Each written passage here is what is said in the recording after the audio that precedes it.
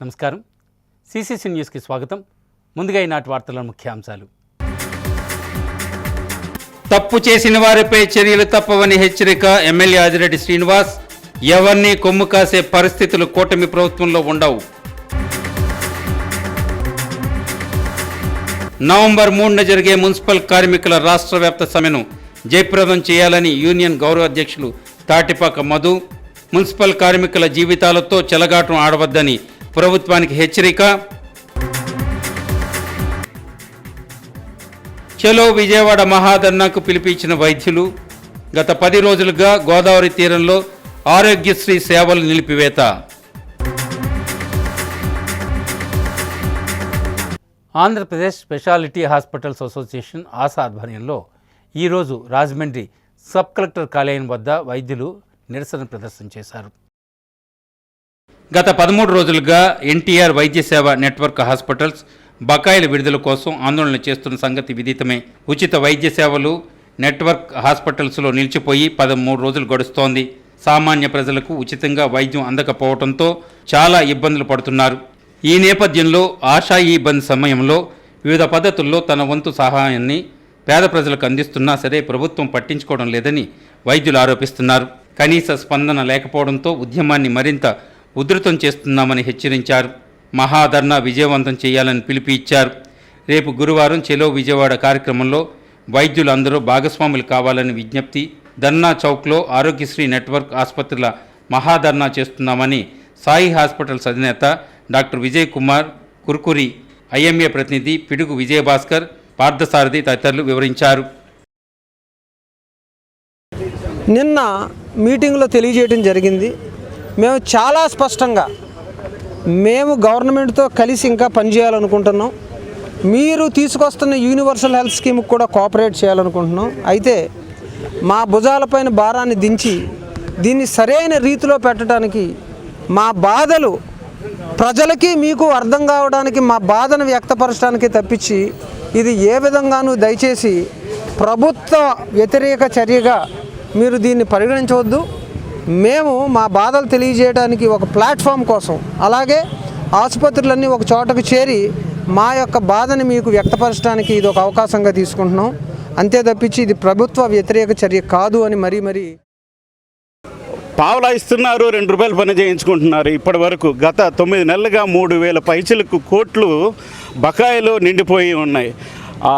ఆశ Aarogyasri hospital network association ఇవన్నా ఏదైతే ఉందో వాళ్ళ బాధలు చూసి మాకు కూడా మనసు భరించలేక ఇండియన్ మెడికల్ అసోసియేషన్ ప్రెసిడెంట్గా ఇండియన్ మెడికల్ అసోసియేషన్ కూడా వారితో పాటు ఉంది అని చెప్పడానికి మేము ముందుకు వచ్చాము. ఈ సమస్యను ప్రభుత్వం వెంటనే త్వరితగతిన నిధులు రిలీజ్ చేసి డాక్టర్లకి సాయం చేసి నెట్వర్క్ హాస్పిటల్ని పైకి లేపి తద్వారా ప్రజలకి మంచి ఆరోగ్యం అందించాలన్నదే మా కోరిక.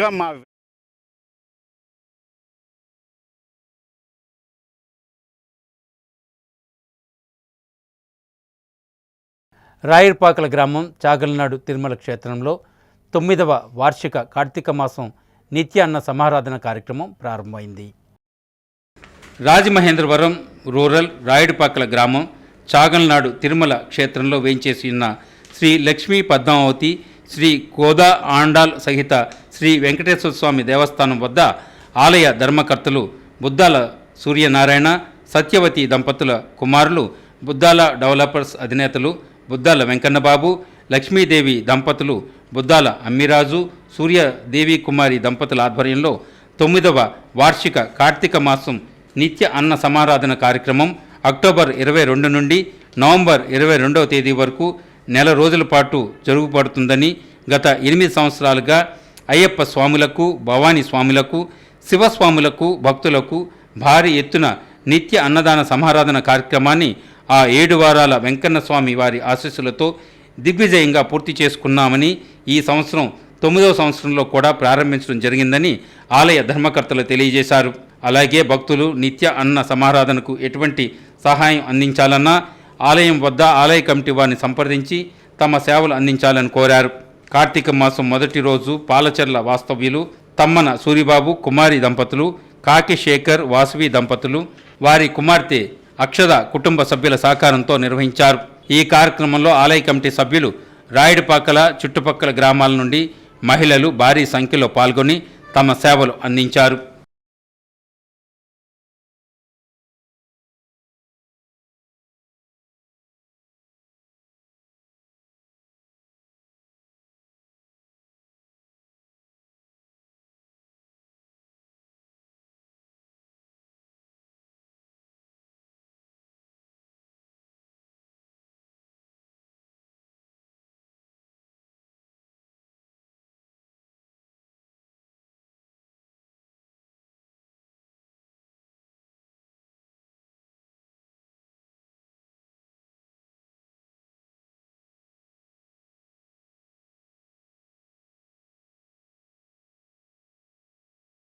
హాస్టల్ బాలిక ఘటనపై రాజమండ్రి నగర ఎమ్మెల్యే ఆదిరెడ్డి శ్రీనివాస్ స్పందించారు. పోలీసులు ఎఫ్ఐఆర్ నమోదు చేశారని పేర్కొన్నారు.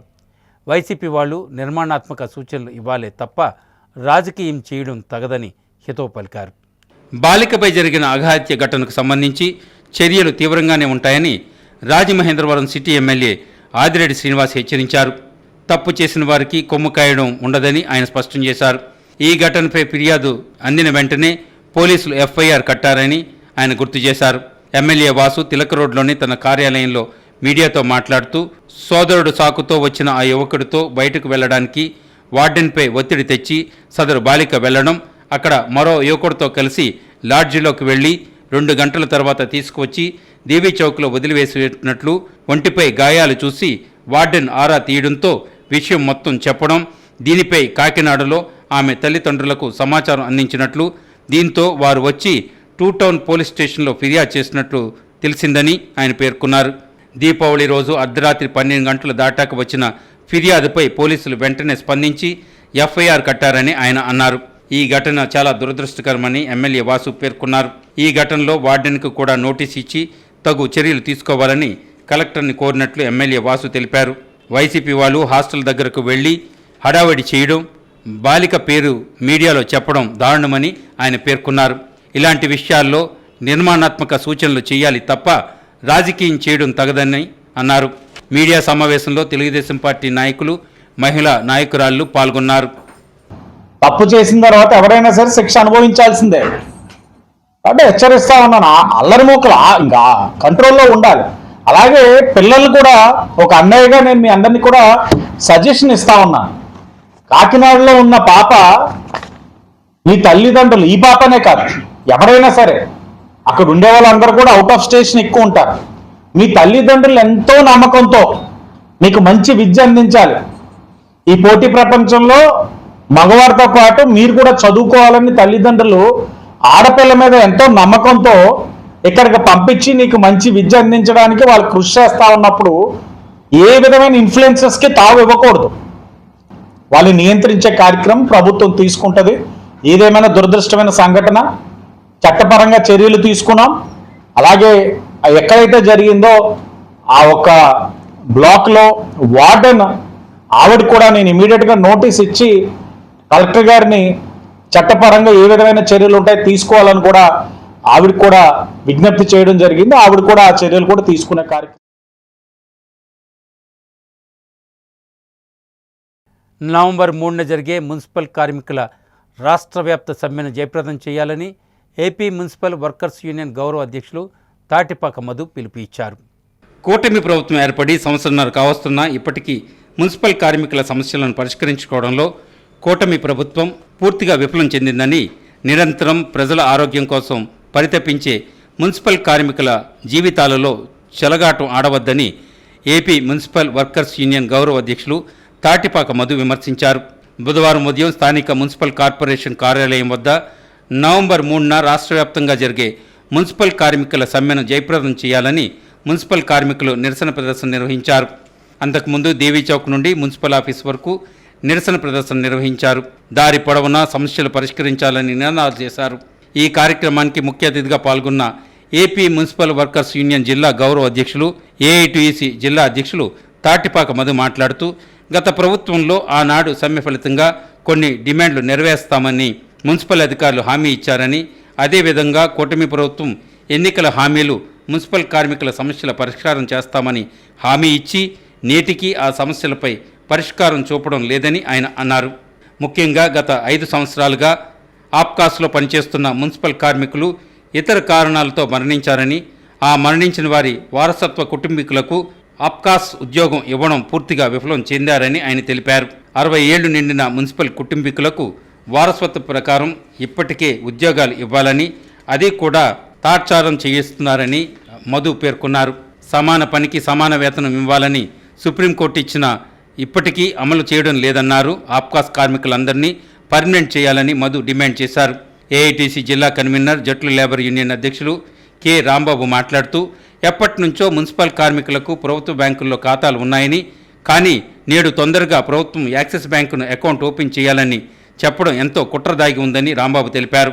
ఈ కార్యక్రమంలో మున్సిపల్ వర్కర్స్ యూనియన్ జిల్లా అధ్యక్షుడు రెడ్డి రమణ, జిల్లా ప్రధాన కార్యదర్శి అల్లం వెంకటేశ్వరరావు, రాష్ట్ర ఉపాధ్యక్షులు డి దుర్గమ్మ, జిల్లా నాయకులు కాకి శారద పోలమ్మ, గిరి శ్రీను తదితరులు పాల్గొన్నారు. ఆనాడు గత సమ్మెకాలంలో జరిగిన ఒప్పందాలు ఎప్పటికీ అమలు చేయలేదు. ప్రభుత్వం ఇస్తున్న ఇన్సూరెన్స్ ఇంకా ఇవ్వలేదు. ముఖ్యంగా 4 సంవత్సరాలుగా ఎవరైతే భర్త చనిపోయి వాళ్ళ వారసత్వ ఉద్యోగాలు ఇవ్వాలో ఆ ఉద్యోగాలు ఇప్పటికే కాళ్ళు అరిగిపోయేలాగా తిరుగుతున్నా ఇవ్వలేదు. మున్సిపల్ అధికారులు దీపావళిలోగా ఈ సంతకం అయిపోతుంది, మీ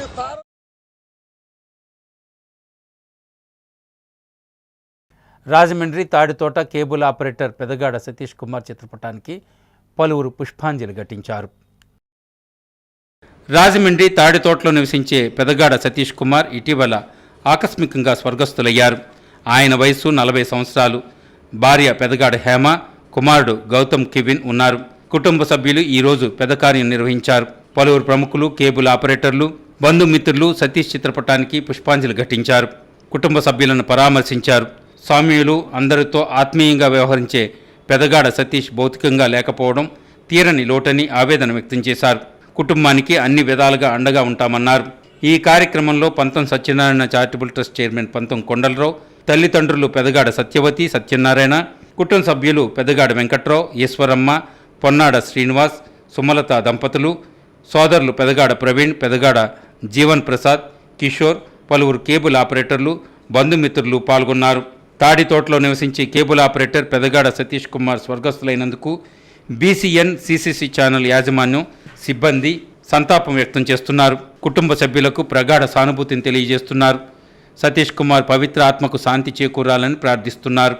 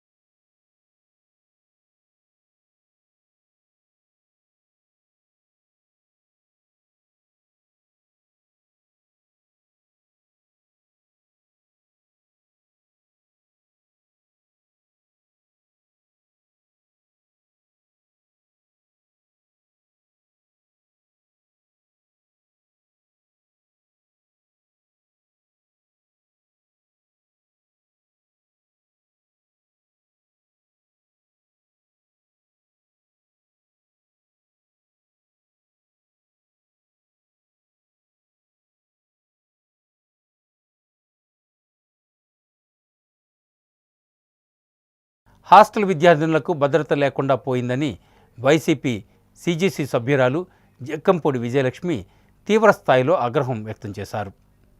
రాజమండ్రిలో బాలికల వసతి గృహాన్ని వైసీపీ సిజిసి సభ్యురాలు జక్కంపూడి విజయలక్ష్మి ఇచ్చేశారు. భద్రతా ఏర్పాట్లపై ఆరా తీశారు. అఘాయిత్య ఘటనకు సంబంధించి వివరాలు అడిగి తెలుసుకున్నారు. తల్లిదండ్రులు, సంరక్షకులు కాని వారు వస్తే విద్యార్థులను బయటకు వెళ్లడానికి ఎలా అనుమతిస్తున్నారని హాస్టల్ వార్డెన్ను నిలదీశారు. ఎవరు వచ్చారు, బయటకు ఎందుకు తీసుకువెడుతున్నారో వివరాలు నమోదు చేసి రిజిస్టర్ ఏదని ప్రశ్నించారు.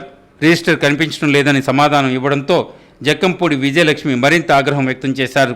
కొద్ది సమయం తర్వాత రిజిస్టర్ తీసుకువచ్చారు. అందులో వివరాలు ఏమీ లేవని, అధికారులు సంతకాలు కూడా లేవని మండిపడ్డారు. మీడియాతో జక్కంపూడి విజయలక్ష్మి మాట్లాడారు. బాధ్యతారాహిత్యం, నిర్లక్ష్యం కారణంగానే ఇలాంటి అగత్యాలు జరుగుతున్నాయని ఆవేదన వ్యక్తం చేశారు.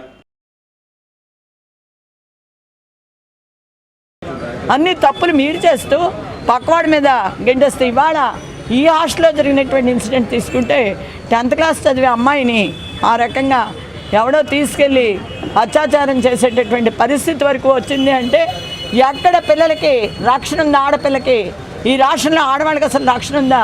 నడు రోడ్డు మీద ఒక 3 అన్నదమ్ములు కలిసి వెళ్తుంటే వాళ్ళని చంపేసి ఆ సుజాతమ్మ అనేటటువంటి ఆ కుటుంబానికి అన్యాయం చేస్తే ఈ రోజు వరకు మీరు ఏం చేయలేదు. 1,00,000 2 లక్షలు ఇచ్చేసి అక్కడితోటి మీ చెయ్యి దులిపేసుకునేటటువంటి పరిస్థితి చూపిస్తున్నారు.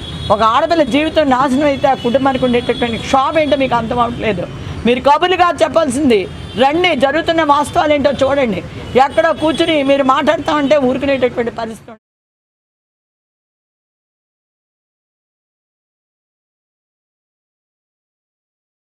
కార్తీక మాసం ప్రారంభం కావడంతో గోదావరిలో భక్తులు పుణ్యస్నానాలు చేశారు.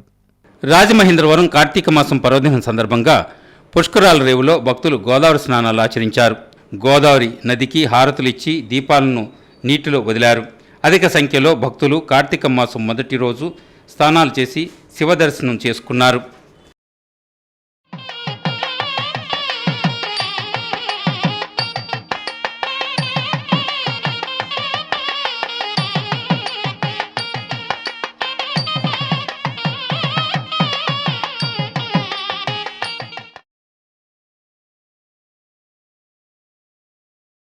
రాజమండ్రి లాలా చెరువు శాంతి మందిరంలో పాస్టర్ల సమావేశం జరిగింది. Rajahmundry urban rural pastors association, Christian burial ground advisory committee సంయుక్త ఆధ్వర్యంలో స్థానిక లాలా చెరువు శాంతి మందిరంలో అధ్యక్షుడు బిషప్ పొన్నమాటి బాబ్జీ ఆధ్వర్యంలో బుధవారం జనరల్ బాడీ సమావేశం నిర్వహించారు. ఈ సందర్భంగా పొన్నమాటి బాబ్జీ మీడియాతో మాట్లాడుతూ ధవళేశ్వరంలో తమకు ఇచ్చిన బరియల్ గ్రౌండ్కు ప్రహారీ గోడ, ఇతర మౌలిక సదుపాయాల కల్పనపై అధికారులు, ప్రజాప్రతినిధులు శ్రద్ధ వహించాలని కోరారు. మానవుడి అంతిమయాత్రను అడ్డుకోవడం దారుణమని, తమ వాహనాలను బరియల్ గ్రౌండ్లోకి వెళ్లకుండా రెవెన్యూ కాలనీ వాసులు అడ్డుకోవడంపై ఆందోళన వ్యక్తం చేశారు. తమకు 2023లో ప్రభుత్వం అక్కడ బరియల్ గ్రౌండ్కు స్థలం కేటాయించారని, ఇప్పటి వరకు 910 మందికి అక్కడ సమాధులు నిర్మించడం జరిగిందన్నారు. ఇప్పుడు రెవెన్యూ అధికారులు తమ వాహనాలను అడ్డుకోవడంతో పాటు బరియల్ గ్రౌండ్ స్థలంలో రోడ్ల నిర్మాణం చేయడం పట్ల అభ్యంతరం వ్యక్తం చేశారు. ఈ విషయాన్ని సీఎం చంద్రబాబు, మంత్రి నారా లోకేష్, రూరల్ ఎమ్మెల్యే గోరంట్ల బుచ్చయ్య చౌదరి దృష్టికి తీసుకుని వెళ్తామన్నారు. సమావేశంలో బిషప్లు G Prabhakar, P Sundarraju, T Arthur Prasad, P Rajendra Prasad, K Shantarao తదితరులు పాల్గొన్నారు. ఇది మాకు పక్కాగా ఇచ్చిన ప్లాన్ రిపోర్ట్ ఇది. అలాగే మేము నిర్వహిస్తున్న ఈ యొక్క బరియల్స్ రిపోర్ట్లు ఇవన్నీ మా దగ్గర ఉన్నాయి. మేము ఎవరి జోలికి వెళ్ళాం, మేము ప్రార్థన చేస్తాం. హిందువులైనా మరి ముస్లిమైనా మాకు సోదరులు సహోదరులు. రెవెన్యూ కాలనీ డిపార్ట్మెంట్ వారు మామూలు మనుషులు కాదు. గతంలో ఎంఆర్ఓ విఆర్ఓ చేసిన యొక్క మంచి అనుభవం ఉన్న వారు చేతులెత్తి నమస్కారం చేస్తున్నాం. మా సిమెంట్ రోడ్లోంచి మా వాహనాలు ఆపితే పక్కన మట్టి రోడ్డు వేస్తే ఒప్పుకోం.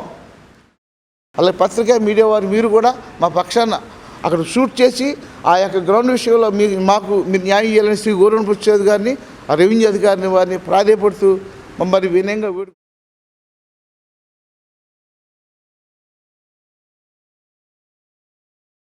రాజమండ్రి తాడితోటలోని సంహిత ఫంక్షన్ హాల్లో సినీ నటులు ప్రభాస్ అభిమానులు రక్తదాన శిబిరం నిర్వహించారు.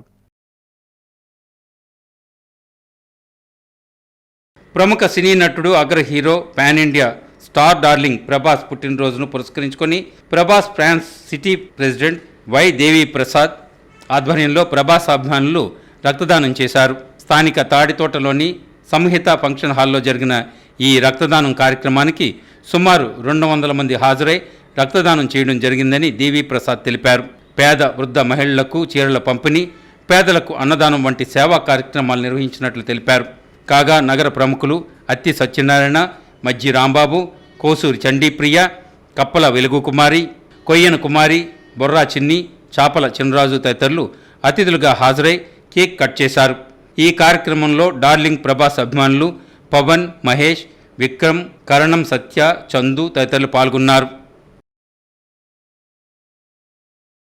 మరి ఈరోజు మన యంగ్ రెబల్ స్టార్ ప్రభాస్ అన్నయ్య బర్త్డే సందర్భంగా మెగా రక్తదాన శిబిరం ఏర్పాటు చేయడం జరిగింది. జగ్గంపూడి ఫౌండేషన్ ద్వారాగా ఈ కార్యక్రమం ఏర్పాటు చేశాం. అలాగే ప్రతి వార్డు నుంచి కూడా ఒక పిలుపు ఇవ్వగానే అందరూ కూడా ఎంతో అన్నయ్య మీద ఉన్న అభిమానంతో వందల్లా వచ్చి ఈరోజు బ్లడ్ బ్యాంక్లో సహకరించి బ్లడ్ డొనేషన్ చేశారు. ప్రాణదాతలు అవడానికి కూడా వీళ్ళకి ఆరుకులు అయ్యేలాగా మా ప్రభాస్ అన్నయ్య నిండు నూరేళ్లు ఆయురారోగ్యాలతో ఉండాలని మనస్ఫూర్తిగా కోరుకుంటూ, అలాగే నాకు సహకరించిన నా మిత్రులకు, ప్రభాస్ అభిమానులకు, నా తమ్ముళ్లకు పేరు పేరున అందరికీ నా ధన్యవాదాలు.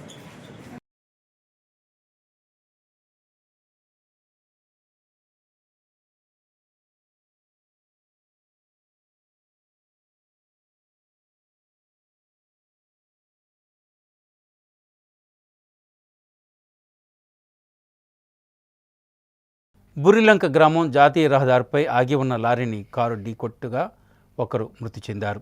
కడియం మండలం బుర్రిలంక గ్రామం జాతీయ రహదారిపై గోకుల్ నర్సరీ సమీపంలో జరిగిన రోడ్డు ప్రమాదంలో ఒకరు మృతి చెందినట్లు హైవే పెట్రోలింగ్ అధికారులు తెలిపారు.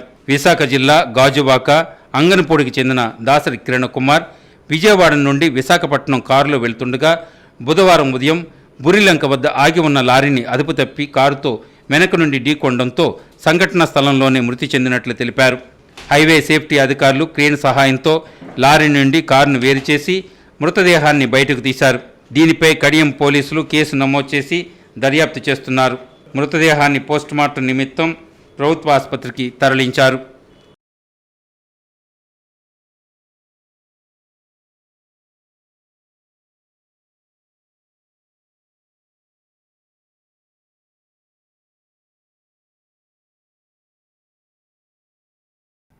చిన్నారులకు కూడా రక్షణ కల్పించలేని దుస్థితిలో కూటమి ప్రభుత్వ పాలన ఉందని మాజీ ఎంపీ భరత్రాం ధ్వజమెత్తారు. రాజమండ్రిలో బాలికల వసతి గృహం వార్డెన్తో మాజీ ఎంపీ మార్గాని భరత్రాం మాట్లాడారు. సంఘటన ఎలా జరిగిందని వివరాలు తెలుసుకున్నారు. అనంతరం మీడియా ప్రతినిధులతో మాట్లాడారు. కూటమి ప్రభుత్వ పాలనలో అసాంఘిక శక్తులు విజృంభిస్తున్నాయని ఆగ్రహం వ్యక్తం చేశారు. గంజాయి, బ్లేడ్ బ్యాచ్లు చెలరేగిపోతున్నాయని ఆరోపించారు. శాంతి భద్రతలను పర్యవేక్షించడంలో ఘోరంగా విఫలం అవుతున్నారని విమర్శించారు. అధికారులు బాధ్యతారాహిత్యం కూడా ఉందని విరుచుకుపడ్డారు.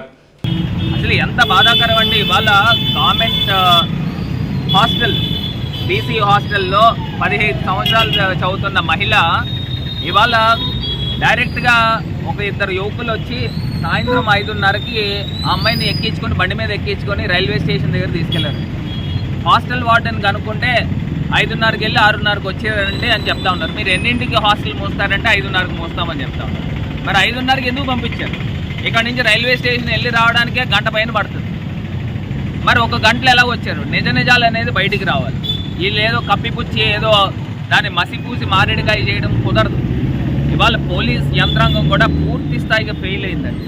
ఇవాళ పోలీస్ డిపార్ట్మెంట్ని కూడా డిమాండ్ చేస్తూ ఉన్నాం, మీరు ప్రజా రక్షకులుగా ఉండండి. రూట్ కాజ్ పైన దీని వెనకాతల ప్రోత్సహించేవారు ఎవరో వాళ్ళని అదుపులో తీసుకుని దీన్ని రూట్ కాజ్ పైన వర్క్ చేయాలని డిమాండ్ చేస్తాం.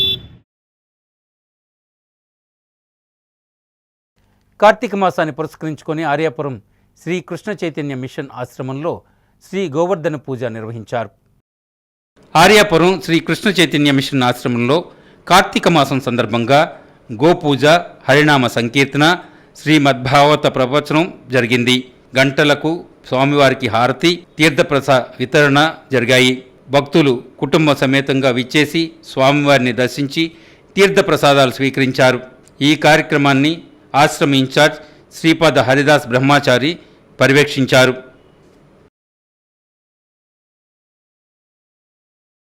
చైతన్య మహాప్రభు ఈ ఆంధ్రప్రదేశ్ వచ్చి ఇక్కడ ఒక హరినామ సంకీర్తన ప్రతిష్ఠించారు. ఎందుకంటే ఈ జనానికి అందరూ అశాంతి, యుగధర్మ ఆచరించలేకపోతే అందరికీ అశాంతి. చూడండి, ప్రతి ఇంటిలో ఒక మర్యాద పురపరంపరగా ధర్మం ఉంటుంది. మన ఇంట్లో ఒక ధర్మాలు ఆచరించకుండా పక్కన ఇంట్లో ఒక ధర్మం ఆచరిస్తే ఎలా ఉంటుంది? అశాంతిగా ఉంటుంది, అశాంతిగా ఉంటుంది, గర్వంగా ఉంటుంది. ఏమి కూడా మనం మానవ జీవితంలో శాంతిగా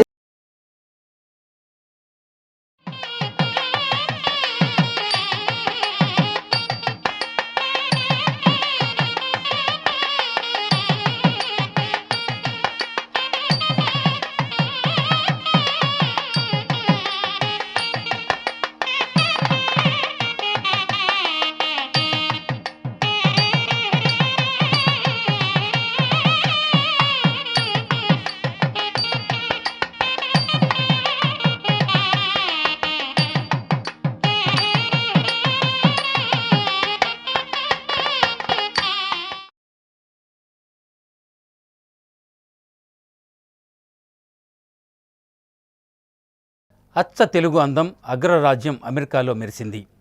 రాజమహేంద్రవరం నగరానికి చెందిన సుస్మిత సోమిరెడ్డి న్యూయార్క్ అందాల తారగా నిలిచింది. మిసెస్ న్యూయార్క్ 2025 కిరీటాన్ని దక్కించుకుంది. అమెరికాలో అందాల కిరీటాన్ని దక్కించుకున్న తొలి తెలుగు మహిళగా సుస్మిత కావడం విశేషం. 1994లో 4వ తరగతి చదువుతున్నప్పుడే మిస్ యూనివర్స్ సుస్మితా సేన్ స్ఫూర్తితో అందాల పోటీలో పాల్గొనాలని ఆశించిన సుస్మితా సోమిరెడ్డి ఎట్టకేలకు తన కలను న్యూయార్క్ అందాల పోటీలో పాల్గొని సాకారం చేసుకున్నారు. రాజమహేంద్రవరంలోని సుబ్రహ్మణ్య స్వామి గుడి వెనుక ఉన్న హరిపురం ప్రాంతానికి చెందిన ఉమామహేశ్వరరావు నాగకుమారి దంపతుల కుమార్తె అయిన సుస్మిత రాజమహేంద్రవరంలోని బీబీఎం పాఠశాలలో 10వ తరగతి వరకు చదువుకున్నారు. చదువుపై దృష్టి సారించిన ఆమె ఇంటర్మీడియట్ బెంగళూరులోను, బీటెక్ రాజానగరం గైట్లోను పూర్తి చేశారు. బీటెక్లో కళాశాల టాపర్గా నిలవడం విశేషం. అమెరికాలో ఉద్యోగం చేస్తున్న సామర్లకోటకు చెందిన సుధాకర్ కందికొండతో వివాహం కావడంతో అమెరికాలోని న్యూయార్క్లో స్థిరపడ్డారు. ఆమెకు ఒక కుమార్తె ఉంది. సుష్మిత ఐబీఎంలో సాఫ్ట్వేర్ ఇంజనీర్గా ఉద్యోగం చేస్తున్న ఆమెలో నిగూఢంగా ఉన్న అందాల పోటీలు, ఫ్యాషన్ ప్రపంచంలో విహరించాలన్న కోరిక అలాగే ఉండిపోయింది. చిన్నప్పుడు ఆమె తల్లి నాగకుమారి రాజమహేంద్రవరం ఆనం కళాకేంద్రంలో జరిగిన రోటరీ క్లబ్ ఆధ్వర్యంలో జరిగిన ఫ్యాషన్ షోలో సుష్మిత పాల్గొనేలా చేశారు. ఈ నేపథ్యంలో 2021లో అందాల పోటీలకు సంబంధించిన ప్రాథమిక ర్యాంప్ వాక్ పోటీల్లో పాల్గొన్నారు. గత ఏడాది డిసెంబర్లో 30 ఏళ్లకు పైబడిన వారికి నిర్వహించే మిసెస్ న్యూయార్క్ ఎలైట్ అందాల పోటీలకు ఆహ్వానం అందింది. అయితే ఆ సమయంలో ఆమె వెన్నునొప్పి వంటి అనారోగ్య సమస్యలతో బాధపడుతున్నారు. అయినా పోటీలకు 10 రోజుల ముందు ఇంట్లోనే సన్నద్ధమై వివిధ దేశాలకు చెందిన 45 అందాల భామలతో పోటీపడి మరీ మిసెస్ న్యూయార్క్ ఎలైట్ కిరీటాన్ని దక్కించుకున్నారు.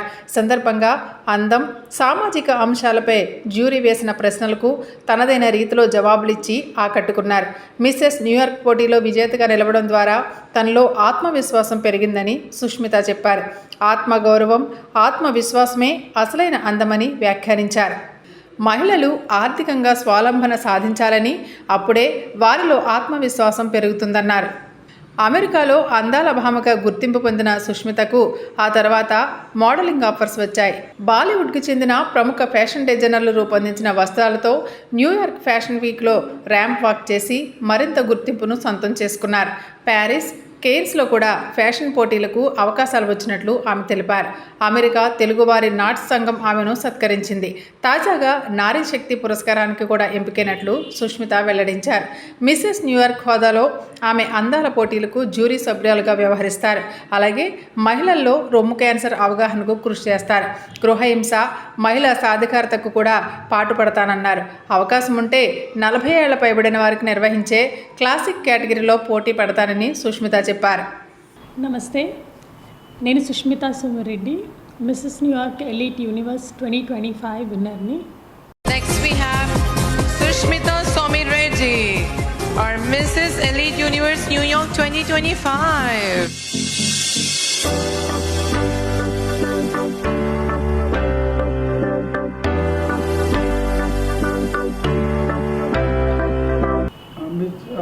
న్యూయార్క్ మిస్ సాధించడానికి ఏం చేశారు, ఎలా సాధించారు అది చెప్పండి. నాకు చిన్నప్పటి నుంచి బ్యూటీ ప్యాజెంట్స్ అంటే ఇంట్రెస్ట్ ఉండిందండి.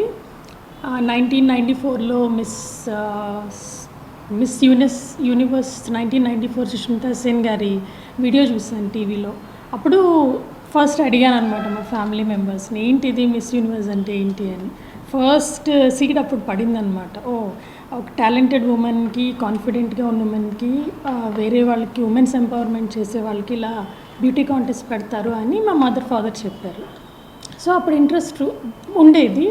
తర్వాత కానీ ఈవెన్చువల్లీ ఏమైందంటే నా కెరీర్, చదువు మీద వెళ్ళిపోయింది. అది ఉన్నా కూడా డ్రీమ్ ఎక్కువ ఉండేది కాదు. కానీ వెనకాల ఒక ఎక్స్ట్రా కరికులర్ యాక్టివిటీ లాగా ఇంట్రెస్ట్ ఉండేది. టీవీలో చూడడం, Miss India contest, Mrs Universe follow అవుతూ ఉండేదాన్ని. కానీ నా మెయిన్ గోల్ వచ్చేసి జాబ్ సైడ్ ఉండేదన్నమాట. సో ఫైనాన్షియల్ ఇండిపెండెంట్ అవ్వాలని. సో ఆ ఇంట్రెస్ట్ ఉండడంతో అన్నీ సెటిల్ అయిన తర్వాత లక్కీగా నాకు మిస్సెస్ న్యూయార్క్ బ్యూటీ ప్యాజెంట్ గురించి తెలిసిందండి. నేను అమెరికాలో ఉంటాను ఇప్పుడు, న్యూయార్క్లో. సో ట్రై చేద్దామని వెళ్ళాను. అట్లీస్ట్ పార్టిసిపేట్ చేద్దాము, విన్ అవుతాను లేదు తర్వాత అని వెళ్ళడం జరిగింది. అలా అవకాశం వచ్చింది నాకు. ఎలా ప్రిపేర్ అయ్యారు దానికి? దానికి ప్రిపరేషన్ ఎలా ఉంటుంది? రిజిస్టర్ అయినప్పుడు జస్ట్ 10 days ఉండిందండి నాకు. సో ఎవరు కోచ్ లేరు, ఏ ప్రిపరేషన్ పెద్దగా దానికి సంబంధించిన ప్రిపరేషన్ అయితే ఏం చేయలేదు. నాకు హెల్త్ ఇష్యూస్, స్ట్రెస్ఫుల్ లైఫ్ వల్ల అసలు వెళ్ళకూడదు అనుకున్నా. పేరెంట్స్ అన్నారు ఇప్పటి నుంచి నీకు ఇంట్రెస్ట్ కదా, అలా వదిలేయద్దు డ్రీమ్స్ని అని. సో నేను జస్ట్ 11 days ఉందనగా 10th day నేను రిజిస్టర్ అయ్యానండి.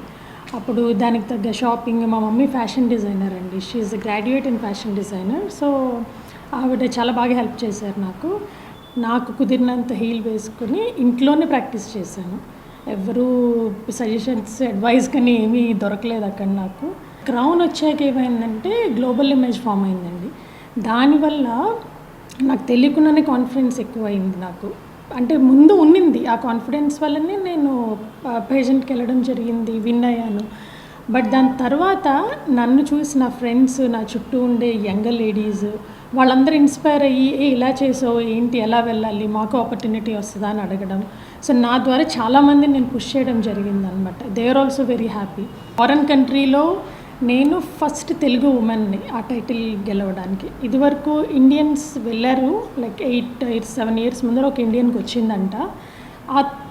ఈ తెలుగు ఉమెన్ అయితే ఫస్ట్ నేనే అని తెలిసింది. అప్పుడు నాకు చాలా హ్యాపీ అనిపించిందండి. నార్త్ అమెరికన్ తెలుగు అసోసియేషన్ వాళ్ళు వచ్చి వెంటనే సన్మానం అది చేసి అరేంజ్ చేశారు న్యూజెర్సీలో. చాలా ఆనందం అనిపించింది నాకు అప్పుడు. రోల్ మోడల్ ఎవరండి ఫ్యాషన్ దాంట్లో? సుష్మితా సేన్ అండి, డెఫినెట్లీ. ఫేడ్ అవుట్ అవుతుందా?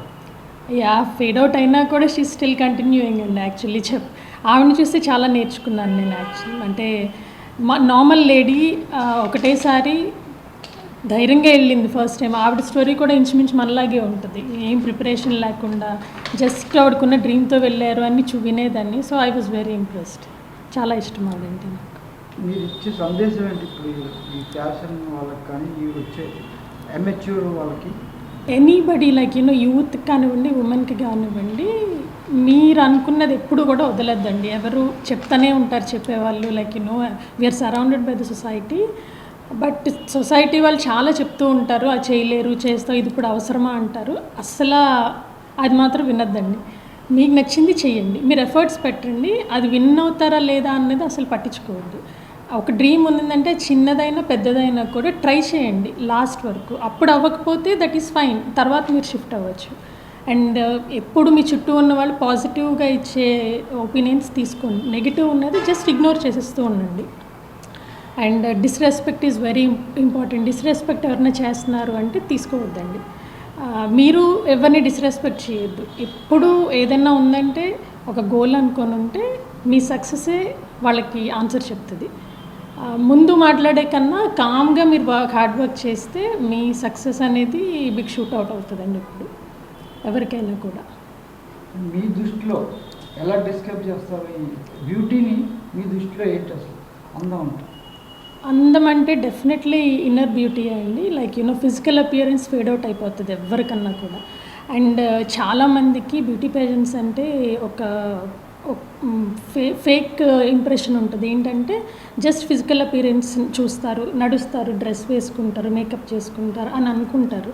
కానీ డెఫినెట్లీ అది కాదండి. ఆ స్టేజ్ మీదకి వెళ్ళిన తర్వాత నా పక్కన డిఫరెంట్ కంట్రీస్ నుంచి వచ్చారండి. అక్కడ మెక్సికన్స్, ఆఫ్రికన్స్, ఇండియన్స్, అమెరికన్స్, చాలామంది వేరే దేశాలు, ఈవెన్ దుబాయ్ నుంచి వచ్చిన వాళ్ళు కూడా పార్టిసిపేట్ చేశారు అక్కడ సిటిజన్సే. కానీ నాకన్నా బ్యూటిఫుల్గా ఉన్నవాళ్ళు చాలామంది ఉన్నారు. నేను చూసి అనుకున్నాను వీళ్ళు ప్రాపర్ మోడల్స్ కదా, నేను విన్ అవుతానో లేదో అని.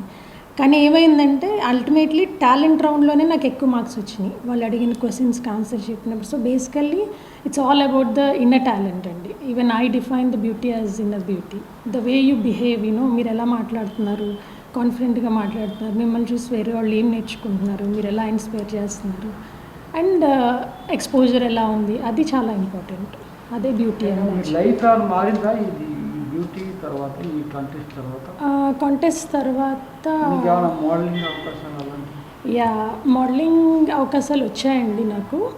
ఫస్ట్ నాకు వచ్చిన బెస్ట్ ఆపర్చునిటీ ఏంటంటే న్యూయార్క్ ఫ్యాషన్ వీక్లో అది ఇంటర్నేషనల్ ఈవెంట్.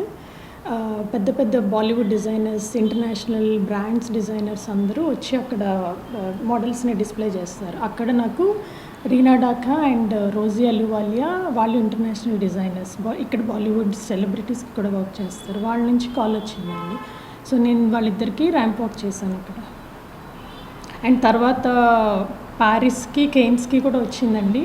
అన్ఫార్చునేట్లీ అప్పుడు నాకు హెల్త్ ఇష్యూస్ రావడం, మా పాపకి కుదరలేదు, ఎగ్జామినేషన్స్ ఉండడంతో I step back. Next year ఎప్పుడైనా మళ్ళీ అవకాశం వస్తే నేను వెళ్తాను. కంటిన్యూ చేస్తారా ఈ పోటీల్లో పాల్గొనడం? యా, ఇప్పుడు నేను ఎలీట్ కేటగిరీలో విన్ అయ్యానండి. సో నాకు మళ్ళీ ఈ అవకాశం 45 ఇయర్స్కి వస్తుంది, నా ఏజ్ 45 అయిన తర్వాత. అప్పుడు ఈ ప్రస్తుతానికైతే నేను డెఫినెట్గా వెళ్ళాలన్న ఉద్దేశంలోనే ఉన్నాను. 45 తర్వాత మళ్ళీ కంపీట్ చేద్దాను. అప్పుడు క్లాసిక్ కేటగిరీ అని తీసుకుంటారు, అప్పుడు వెళ్తానండి.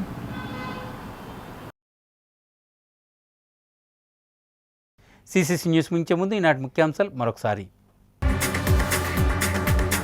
తప్పు చేసిన వారిపై చర్యలు తప్పవని హెచ్చరిక ఎమ్మెల్యే ఆదిరెడ్డి శ్రీనివాస్. ఎవరిని కొమ్ము కాసే పరిస్థితులు కూటమి ప్రభుత్వంలో ఉండవు. నవంబర్ 3న జరిగే మున్సిపల్ కార్మికుల రాష్ట్ర వ్యాప్త సమ్మెను జయప్రదం చేయాలని యూనియన్ గౌరవ అధ్యక్షులు తాటిపాక మధు. మున్సిపల్ కార్మికుల జీవితాలతో చెలగాటం ఆడవద్దని ప్రభుత్వానికి హెచ్చరిక. చలో విజయవాడ మహాధర్నాకు పిలిపించిన వైద్యులు. గత 10 రోజులుగా గోదావరి తీరంలో ఆరోగ్యశ్రీ సేవలు నిలిపివేత.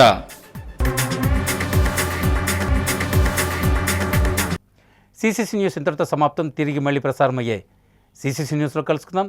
అంతవరకు సెలవు. నమస్కారం.